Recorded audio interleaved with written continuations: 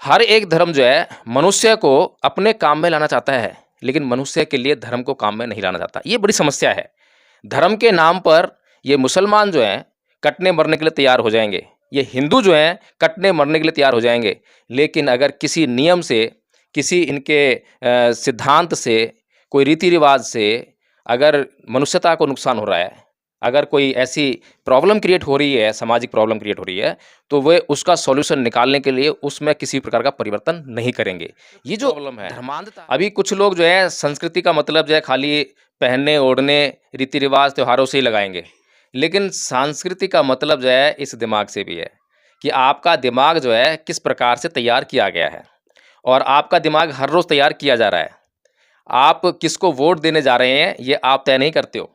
अगर ये आप तय नहीं कर रहे हो और आप जो है सोशल मीडिया पर देखकर, या जो जिसको आप मेन मीडिया कहते हो, गोदी मीडिया कहते हो, उस पर देखकर उसके प्रभाव में आकर अपना डिसीजन ले रहे हो, आपकी अपनी कोई रिसर्च नहीं है, आपकी अपनी कोई सोच नहीं है, आपकी अपनी उस बारे में कोई स्वतंत्रता नहीं है, तो इसका मतलब ये है कि आप जो है सांस्कृतिक गुलाम हो। अगर एक बच्चा बचपन से ही क्रोध करना ही सीख रहा है, गाली के बदले केवल गाली ही देना सीख रहा है, या हिंसा ही करना सीख रहा है, तो उसके चित्त में आप सोचिए बचपन से उसके दिमाग में हर रोज़ जो है पता नहीं कितनी बार माँ बाप से लेकर, आस पड़ोस से लेकर, फिर स्कूल कॉलेज, बाहर जहाँ भी बच्चा जा रहा है वो हर जगह एक ही बात सीख रहा है कि हिंसा, गाली के जवाब गाली, इसके अलावा कुछ नहीं। फिर दूसरी बात एक और सीख रहा है कि आस्था, श्रद्धा, अंधविश्वास, पाखंड, वो इन सबों में अब जो है विश्वास करने लगा है आस्था के नाम पर।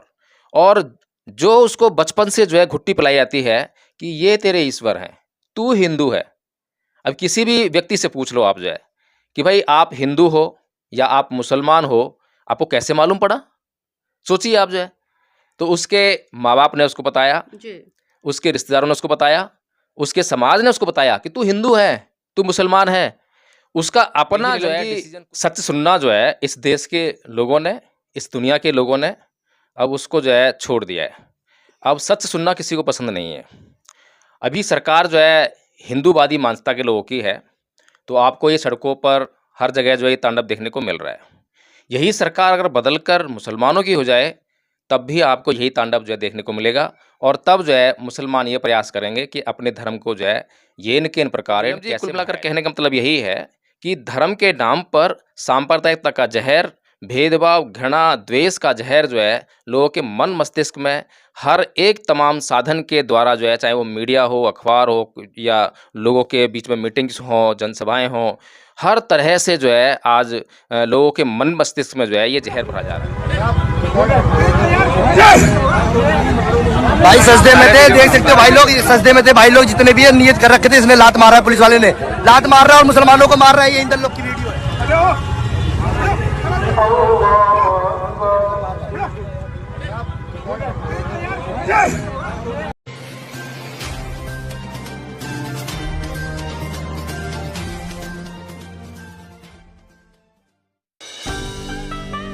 नमस्कार, आप देख रहे हैं एनबी न्यूज 24x7 नीलम बोध के साथ। साथियों, मुझे एक शायर की पंक्तियां याद आ रही हैं कि क्या बनाने आए थे, क्या बनाने आए थे, क्या बना बैठे, कभी मंदिर बना बैठे तो कभी मस्जिद बना बैठे।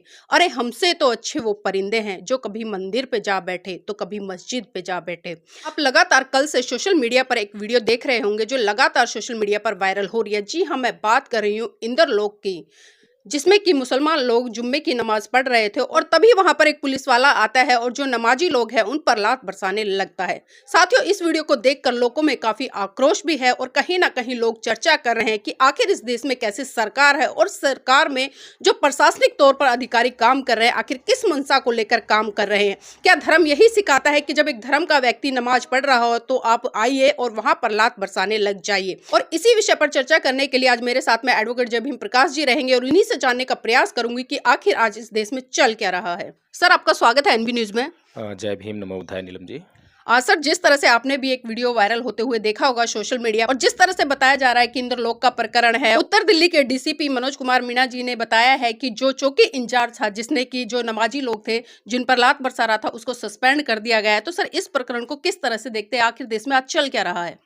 देखिए नीलम जी, यह बात जो है उसको सस्पेंड करने की नहीं है, कि किसी ने नियम का उल्लंघन किया, कानून का उल्लंघन किया और उसको आपने सस्पेंड कर दिया। ये बात ये है कि आखिर इस देश के लोगों में, इस देश की प्रशासनिक व्यवस्था को देख रहे अफसरों में, इस देश की राजनीतिक व्यवस्था में बैठे हुए लोगों में आखिर वह कौन-सा ज़हर भर दिया गया है उनके दिमाग में, जिसके कारण वे ऐसी घटनाओं को अंजाम देने पर तुले हुए हैं और लगातार ऐसी घटनाएँ अंजाम दे रहे हैं। ये घटनाएँ तो नीलम जी वे हैं जो प्रकाश में आ जाती हैं, जिनको वीडियो कैमरे में मतलब शूट कर कैद लिया कर जाता है, लिया कैद कर लिया जाता है और सोशल मीडिया के माध्यम से आप देख पाते हैं। लेकिन पता नहीं कितनी मतलब रोज़ की हज़ारों लाखों घटनाएँ ऐसी घट रही हैं और ये घटनाएँ क्यों घट रही हैं? क्योंकि लोगों का जो मन मस्तिष्क में जो है, जो सांप्रदायिकता का जो ज़हर भर दिया गया है, लोगों का एजुकेशन से कोई मतलब नहीं है कि धर्म क्या है, धर्म से मतलब नहीं है। धर्म के नाम पर वर्ग, सांप्रदायिकता, संप्रदाय, कम्युनिटी, जाति, इस बात से ही अब लोगों का सरोकार रह गया है, इसी बात से ही लोगों का मतलब रह गया है। जी। और आप देखेंगे कि ऐसी घटनाएँ आमतौर पर जैसे ही चुनाव नज़दीक आते हैं तो आपको अधिक देखने को मिलती होंगी क्योंकि इस देश में जो भी वर्तमान सरकार है, उसने विकास के नाम पर कुछ भी करके जो इस देश के लोगों को नहीं दिया है। लोग आज अगर विकास के नाम पर मैं बात करूँ तो लोग त्राहिमाम कर रहे हैं। लेकिन फिर भी क्योंकि कार्ल मार्क्स जी कह गए हैं, बहुत अच्छी बात कह गए हैं कि धर्म जो है अफ़ीम का नशा है। हालाँकि वे उस बात को जो है जिस संदर्भ में कह के गए हैं, वह संदर्भ जो है बिल्कुल पूरी दुनिया में लागू हो रहा है। तो नीलम जी कुल मिलाकर कहने का मतलब यही है कि धर्म के नाम पर सांप्रदायिकता का ज़हर, भेदभाव, घृणा, द्वेष का ज़हर जो है लोगों के मन मस्तिष्क में हर एक तमाम साधन के द्वारा जो है, चाहे वो मीडिया हो, अखबार हो या लोगों के बीच में मीटिंग्स हों, जनसभाएँ हों, हर तरह से जो है आज लोगों के मन मस्तिष्क में जो है ये ज़हर भरा जा रहा है। लेकिन सर ये हम देखते नहीं कि जिस तरह से हम भारत देश की बात करें, अभी कल जिस तरह से महाशिवरात्रि का व्रत था, लगातार मतलब कई दिनों से हम देख रहे हैं कि रात के 12-12 बजे लोग डाक कावड़ लेने जा रहे हैं, इतना शोर कर रहे हैं, इतने हैवी डीजे बजा रहे हैं, जबकि दिल्ली में तो खास रूल है कि भाई 10 बजे के बाद में कोई भी लाउड स्पीकर या लाउड साउंड नहीं बजेगा। लेकिन उसके बावजूद भी हमने दिल्ली में, क्योंकि हम दिल्ली में रहते हैं, लगातार इतना हैवी साउंड बजा है और उसके बाद में कल जिस तरह से हमने लगातार देखा कि लोग भांग पीकर डीजे बजाकर गलियों में तांडव कर रहे हैं। लेकिन जब ये लोग करते हैं, चाहे कावड़ यात्रा हो या शिव के नाम की इस तरह से आराधना हो या नवरात्रों के व्रत आते, तमाम इस तरह का जो एक ट्रैफिक का जो हवाला दिया जा रहा है, ये सारी चीजें हमें हिंदू धर्म में देखने को मिलती है। लेकिन तब ना तो कोई पुलिस इस तरह की कार्रवाई करता है और ना ही सरकार की तरफ से कोई इस तरह के ऑर्डर दिए जाते हैं, बल्कि यहां तक कह दिया जाता है, क्योंकि अभी जिस तरह से पिछले दिनों प्राण प्रतिष्ठा का जो प्रकरण चला, गली गली आरएसएस के कार्यकर्ताओं ने जाकर कहा कि खूब बम पटाखे फोड़ना, खूब मोमबत्तियां जलाना, कोई भी बाध्यता नहीं है और आपको पूरी परमिशन है। देखिए नीलम जी, सत्य सुनना जो है इस देश के लोगों ने, इस दुनिया के लोगों ने अब उसको जो है छोड़ दिया है। अब सत्य सुनना किसी को पसंद नहीं है। अभी सरकार जो है हिंदूवादी मानसिकता के लोगों की है, तो आपको ये सड़कों पर हर जगह जो है ये तांडव देखने को मिल रहा है। यही सरकार अगर बदलकर मुसलमानों की हो जाए, तब भी आपको यही तांडव जो है देखने को मिलेगा और तब जो है मुसलमान ये प्रयास करेंगे कि अपने धर्म को जो है ये इन के इन प्रकारेण कैसे बढ़ाया जाए। समस्या जो है, ये जो आप देख रही हैं, जिस तरह की समस्या हमें दिखाई दे रही है या जिस तरह की समस्या का विश्लेषण जो है राजनीतिज्ञ लोग कर रहे हैं, ये समस्या उस तरह की नहीं है। ये समस्या नीलम बौद्ध जी, ये समस्या है कल्चरल प्रॉब्लम है ये सांस्कृतिक समस्या है। यानी कि लोगों को आज कैसे वातावरण में पलने-बढ़ने का मौका मिल रहा है। हर एक बच्चा जब जन्म लेता है, तो उसके चारों ओर जो है किस प्रकार का वातावरण है, ये समस्या जो है वहाँ से शुरू होती है।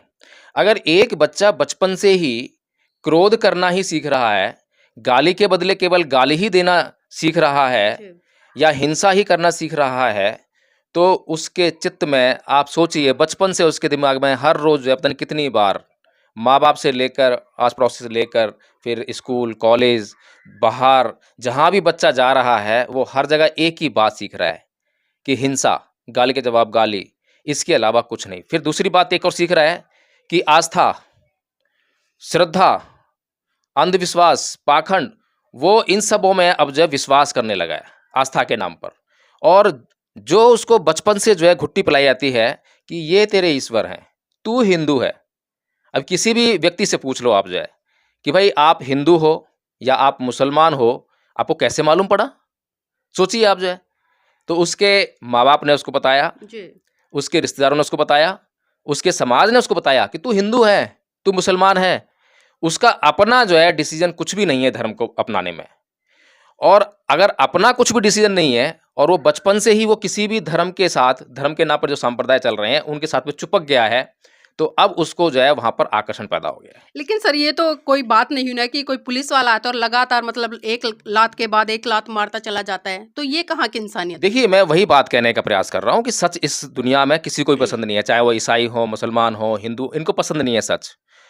यही पुलिस वाला अगर इसका पालन पोषण एक अच्छे सांस्कृतिक वातावरण में हुआ होता, तो मैं ये गारंटी से कह रहा हूं कि सरकार किसी की भी होती, चाहे हिंदुओं की होती, चाहे मुसलमानों की होती, ये पुलिस वाला कभी भी लात नहीं मारता। लेकिन सर जिस तरह से लगातार मेन स्ट्रीम मीडिया पर डिबेट चल रही है, क्योंकि हम देख रहे हैं कि डिबेट में कहीं ना कहीं ये कहने का प्रयास किया जा रहा है कि मतलब वहां पर जाम लग सकता था इसलिए उसने हटाया, और दूसरा पक्ष ये कह रहा है कि भाई नमाज ही तो पढ़ी है, जब और भी तीज त्योहार आते हैं उन पर इतने भीड़ भड़क्का होता है, तो तब ये चीजें क्यों नहीं होती?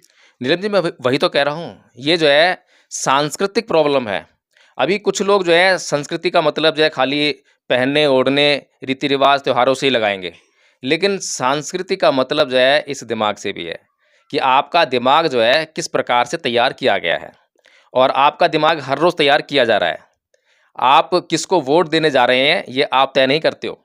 अगर ये आप तय नहीं कर रहे हो और आप जो है सोशल मीडिया पर देखकर, या जो जिसको आप मेन मीडिया कहते हो, गोदी मीडिया कहते हो, उस पर देखकर उसके प्रभाव में आकर अपना डिसीजन ले रहे हो, आपकी अपनी कोई रिसर्च नहीं है, आपकी अपनी कोई सोच नहीं है, आपकी अपनी उस बारे में कोई स्वतंत्रता नहीं है, तो इसका मतलब ये है कि आप जो है सांस्कृतिक गुलाम हो। नीलम जी, हम लोग जो है लगातार जो है, मैं बार बार बोलता हूँ और मैं बार बार जो है, मैं केवल कई हिंदुओं का मेरे पास जो है फ़ोन आता है, वो शिकायत करते हैं कि हिम्मत है तो मुसलमानों के खिलाफ बोल के दिखाओ। मैं हर एक व्यक्ति से यहाँ पर निष्पक्ष होकर, बिल्कुल स्वतंत्र रूप से बोल रहा हूँ। मैं कभी भी जो है पक्षपाती होकर बोलता नहीं हूँ। मैं अम्बेडकरवादियों को भी उतना टारगेट करता हूँ, मैं बौद्धों को भी उतना टारगेट करता हूँ। कोई बौद्ध मेरे सामने आ जाए तो इसका मतलब ये नहीं है कि मैं उससे लगाव करने लग जाऊँ। कोई हिंदू मेरे सामने आ जाए तो इसका मतलब ये नहीं है कि मैं उससे घृणा करने लग जाऊँ। कोई मुसलमान मेरे सामने आ जाए तो मैं उससे घृणा करने लग जाऊँ। ये मेरा नेचर नहीं है। मेरा नेचर ये है सत्य को जानना। अगर हम सत्य को जानने का प्रयास करेंगे और जो सत्य के आधार पर हम अपने डिसीजंस लेंगे, तो निसंदेह जो है कहीं पर भी इस प्रकार की घटनाएं नहीं होंगी कि कोई पुलिस वाला जो है लोग नमाज पढ़ रहे हैं और उनको लात मार रहा है। ये तो होगी एक बात। घटना वास्तव में शर्मनाक है, निंदनीय है। दूसरी बात यह है नीलम जी कि आप धर्म और आस्था के नाम पर आप जो है कब तक इन चीज़ों को जो है आप क्रिएट करने का वो करेंगे, काम करेंगे। अभी इंदरलोक में जहाँ पर ये जो नमाज पढ़ी जा रही है, रोड पर जो है, रोड के साइड में वो नमाज पढ़ी जा रही है। हालांकि नमाज जो है, जब नमाज का टाइम हो जाता है तो कहीं पर भी नमाज पढ़ने का जो है ऐसा नियम जो है इस्लाम में है। लेकिन समस्या ये है कि जैसे कल जुम्मा रहा होगा, यानी शुक्रवार के दिन जो है लोग एक साथ आकर जो है भारी संख्या में नमाज अदा करते हैं। अब नमाज अदा करने का जो विशेष स्थान है वो है मस्जिद। अब संख्या बढ़ गई है तो मस्जिद के अंदर लोग नहीं आ रहे हैं, तो उन्होंने बाहर जो प्रेमाइसेस बना लिया है, उसके बाहर जो नमाज पढ़ने लगे। अब वो प्रेमाइसेस कंपाउंड भी भर गया है क्योंकि जनसंख्या लगातार बढ़ती जा रही है, जनसंख्या कम तो नहीं हो रही है। फिर वो बढ़ते बढ़ते बढ़ते एक दिन ऐसा भी आएगा कि वो रोड भी कवर हो जाएगा, फिर भी आप जो है वो नमाज अदा करने के लिए स्थान नहीं पा पाएंगे। तो आपको जो है अब आधुनिक जो परिवेश चल रहा है, वर्तमान जो समय चल रहा है, वर्तमान की समस्या बन गई है। तो मुसलमानों को अपनी इस समस्या को सॉल्व करने के लिए कुछ न कुछ सोचना पड़ेगा। आप अपने, लेकिन प्रॉब्लम ये है नीलम जी कि हर एक धर्म जो है मनुष्य को अपने काम में लाना चाहता है, लेकिन मनुष्य के लिए धर्म को काम में नहीं लाना चाहता। ये बड़ी समस्या है। धर्म के नाम पर ये मुसलमान जो हैं कटने मरने के लिए तैयार हो जाएंगे, ये हिंदू जो हैं कटने मरने के लिए तैयार हो जाएंगे, लेकिन अगर किसी नियम से, किसी इनके सिद्धांत से, कोई रीति रिवाज से अगर मनुष्यता को नुकसान हो रहा है, अगर कोई ऐसी प्रॉब्लम क्रिएट हो रही है, सामाजिक प्रॉब्लम क्रिएट हो रही है, तो वे उसका सॉल्यूशन निकालने के लिए उसमें किसी प्रकार का परिवर्तन नहीं करेंगे। ये जो धर्मांधता है, इसके कारण नुकसान हो रहा है। इस धर्मांधता को जो है आज वर्तमान समय में वैज्ञानिक युग चल रहा है, तो हिंदुओं को भी, मुसलमानों को भी, ईसाइयों को भी, दुनिया के तमाम जितने भी धर्म हैं, उनको सबसे पहले तो इस बात पर विचार करना पड़ेगा कि अब वर्तमान समय में वो इस अपने धर्म की प्रैक्टिस कैसे करें, कैसे उसका पालन करें, पहली चीज़। दूसरी चीज़ इस बात को भी तय करना पड़ेगा, इतिहास में जाकर देखना पड़ेगा कि इस्लाम ने जो है अपना प्रचार प्रसार करने के लिए हिंसा का कितना सहारा लिया है। हिंसा का सहारा इस्लाम क्यों ले रहा है? हिंदुओं ने अपने धर्म प्रचार करने के लिए कितनी हिंसा की है, उन्हें हिंसा का सहारा क्यों लेना पड़ रहा है? ईसाइयों ने इतिहास में हिंसा का सहारा क्यों लिया है और उन्हें क्यों लेना पड़ रहा है? क्या उनके सिद्धांतों में कोई वाजिब वजह नहीं है कि लोग उनके धर्म को स्वीकार करें? तो उन्हें जो है अपने धर्म में आज उस वाजिब वजह को भी ढूंढ कर लोगों के सामने लाना पड़ेगा, क्योंकि ये एक ऐसा विषय है नीलम जी कि धर्म के नाम पर आप जहां मर्जी दंगा करवा दीजिए। 2024 के चुनाव बिल्कुल नज़दीक है और 2024 के चुनाव नज़दीक हैं, सरकार निकम्मी है, सरकार सारा पैसा जो है इन लोगों पे खर्च करती है, कांवड़ियों पे खर्च करती है, तमाम दुनिया भर के जो जो काम होते हैं, अंधश्रद्धा को फैलाने वाले काम होते हैं, पाखंड के काम होते हैं, उन सब पे खर्च कर देती है, लेकिन वो विकास में काम नहीं आता है पैसा जो है। तो इसलिए जो है इस समय जब चुनाव नज़दीक हो तो लोगों को उनके वोटों का ध्रुवीकरण करने कि यानी कि हिंदुओं का एक गुट बनाना है, हिंदू को इकट्ठा करना है। किस नाम पे इकट्ठा करना है? देखो मुसलमानों से खतरा है, देखो मुसलमानों की संख्या बढ़ रही है, देखो अब क्योंकि वोट के नाम पर प्रधानमंत्री बनेगा तो मुसलमानों का वोट ज़्यादा हो जाएगा तो मुसलमानों का प्रधानमंत्री बन जाएगा। देखो जब मुसलमानों का प्रधानमंत्री बन जाएगा तो ये देश मुस्लिम हो जाएगा। ये जो खतरे हैं सच्चाई भी है। जैसे मैंने कहा कि आज जो है हिंदू अपनी संख्या ज़्यादा होने के कारण जो है उनका प्रधानमंत्री हिंदू है, तो वो आज देश को हिंदू राष्ट्र बनाने की मांग कर रहा है। अब हिंदू राष्ट्र का मॉडल कैसा है कैसा नहीं होगा अब तक किसी बताया नहीं है, लेकिन इतिहास में जाकर हम देखें, धार्मिक किताबों में हम देखें, जो हिंदू राज्य का जो मतलब जो कंसेप्ट है कि क्या होता था, क्या हुआ है, मानवता कितना भला हुआ है, कल्याण हुआ है, तो उसमें कुछ दिखाई नहीं देगा बल्कि नुकसान बहुत हुआ है। इसी प्रकार से जब मुसलमानों का प्रधानमंत्री हो जाएगा तो वो भी यही काम करने वाला है, क्योंकि सबने ऐसा ही करा है। धर्मांध लोग जो हैं धर्म के नाम पर लोगों को काटते हैं, मारते हैं, उनके साथ द्वेष करते हैं, घृणा करते हैं, इस मानवता का बहुत भारी नुकसान करते हैं। लेकिन यहाँ पर इस देश में बहुत महत्वपूर्ण देश है पूरी दुनिया के लिए कि इस देश में भगवान बुद्ध पैदा हुए। भगवान बुद्ध ने इस देश को उन सिद्धांतों से परिपूर्ण किया जिनके आधार पर, जिन पर चलकर पूरी दुनिया जो है सुख, शांति और समृद्धि को प्राप्त कर सकती है। तो इसलिए नीलम जी आज जो है सबको, हिंदुओं को भी मुसलमानों को भी, ये समस्या खाली मुसलमानों की नहीं है। मुसलमान आज नमाज अदा कर रहे हैं, उनको पुलिस वाला जो किक मार रहा है। हमने कावड़ के समय में जो इतने कावड़िए देखे हैं और रोड को पूरा जाम कर देते हैं, आप रोड पर चल नहीं सकते हैं। अभी पीछे हम बरेली गए थे तो उस हाईवे से केवल जो है कावड़िए ही जा सकते थे और आम पब्लिक के लिए वो बंद कर दिया था। तो जो आम ट्रैफिक कितना हैवी होता है आप सोचिए, जो है जो नेशनल हाईवे है तो वो ट्रैफिक क्योंकि हम लोग खुद ही डाइवर्ट होकर जो है कितना 100 किलोमीटर इधर पीछे गए, फिर वहाँ से यूटर्न ऐसे लेकर आए, जब जाकर हम जब रात तक, जो कि हमारा 3 घंटे का सफ़र था, वो हमें रात को 8 बजे तक हम जो बरेली पहुँच पाए थे। तो ये सब जो है क्यों हो रहा है? अगर वास्तव में इस सरकार को वास्तव में इस बात से डर लगता है कि आज हिंदुओं का प्रधानमंत्री है तो ये देश हिंदू राष्ट्र होना चाहिए और कल को जो है मुसलमानों का प्रधानमंत्री होगा तो ये देश जो है मुस्लिम राष्ट्र हो जाएगा, अगर ये वास्तव में गंभीर समस्या है, इस समस्या पर गौर करना चाहिए, विचार करना चाहिए और इस समस्या का जो मुख्यतः निदान है उसकी तरफ हमें बढ़ना चाहिए। लेकिन नीलम जी समस्या ये है कि ना तो हिंदू इस समस्या का हल चाहते हैं और ना ही मुसलमान इस समस्या का हल चाहते हैं। सत्य को कोई स्वीकार करना नहीं चाहता, अपने गलेमान में झाँक कर जो है कोई भी देखना नहीं चाहता।